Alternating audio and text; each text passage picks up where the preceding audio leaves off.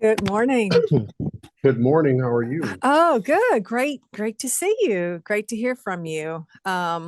So thank you again, Christian, for No, of course. agreeing to do this. First thing first, just to confirm, you're no longer in Southeast Texas. No, ma'am, I am not. I Okay. am Are in you Chicago. okay with the bulk of the Democrats that have left Yes. this state? Um, First question I do want to ask to talk directly to the people, your constituency back here in Southeast Texas. Why did you leave the state?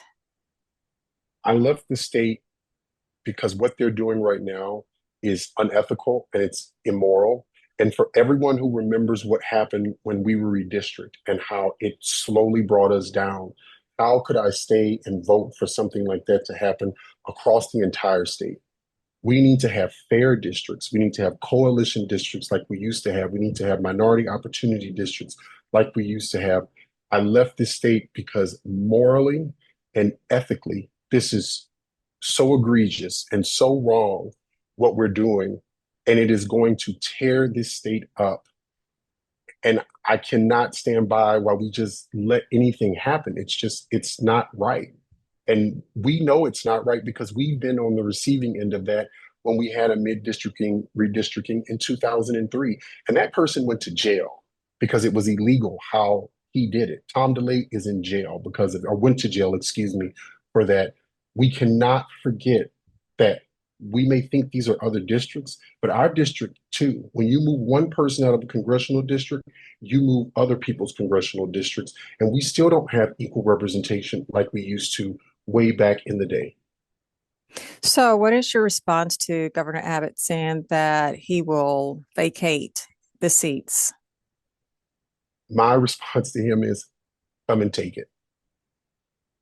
That's my response to him is to come and take it. We as elected representatives are only responsible for one thing in the Texas House, and that is to pass the budget. I did my job. During a special session, we are under zero requirements to even pass any piece of legislation. He has every right to continuously call us back, but we don't have to pass anything. So I am not abandoning my position. What I am doing is my job, which I did, passed the budget, had money brought home, secured parts of our district for more advancements. I did my job. What the governor right now is doing is playing politics. And if he wanted to fund the flooding that happened, well, the governor, the lieutenant governor, and the speaker of the house could sit down together and they could have already given that money. So this is smoke and mirrors, and these are lies because the governor's a liar. What type of support are the Democrats getting in Chicago? The support we're getting is from our colleagues in DC and our colleagues in Texas. This is really for us to get together to ring the alarm bell, to tell people, to tell congressional members, to tell them they need to stop doing this. We know that we don't have the numbers. We know that we can't sit out and do this forever. This is a time for us to mobilize and come together and let people know what they're doing there is so egregious and wrong. And the ripple effects are going to affect everybody.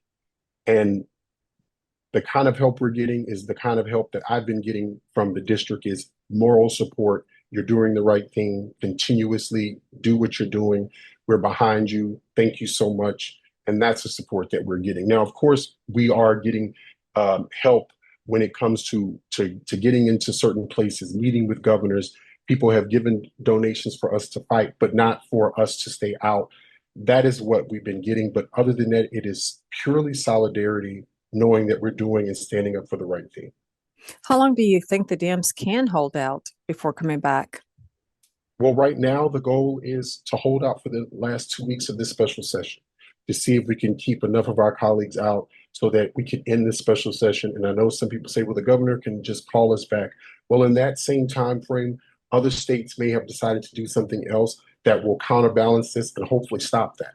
That is also part of our goal is we don't want this. We don't want anyone to do this, but Texas is doing something that is just completely wild and crazy.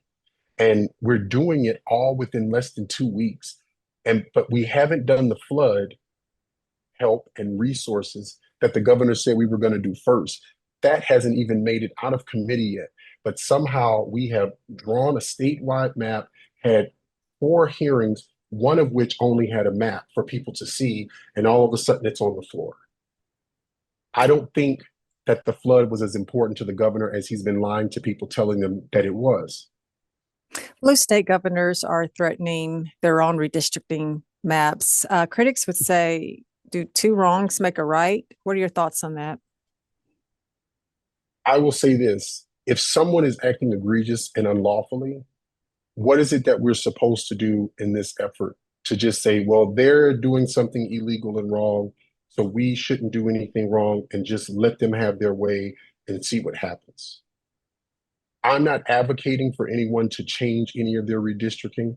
I think we should have a mandate across the country where all districts should be drawn up by an independent board that has nothing, that they don't have anything to do with politics.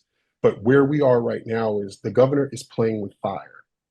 And if other governors choose to play with fire, we don't have control over that. That is the ripple effects of his negative decisions, not ours.